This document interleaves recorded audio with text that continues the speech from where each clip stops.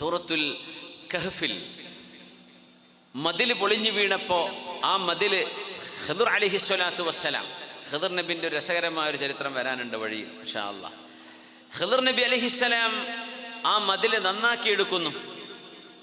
ഒരു ഫീസും അതിന് ഈടാക്കിയില്ല. അപ്പം മൂസാ നബി ചോദിക്കുന്നു, എന്തിനാ ഖിദ്ർ നബിയെ ഒരു പച്ചവെള്ളം പോലും തരാത്ത ഈ നാട്ടുകാർക്ക് എന്തിനാ ഒരു ഫ്രീ സർവീസ് കൊടുക്കേണ്ട വല്ല കാര്യമുണ്ടോ?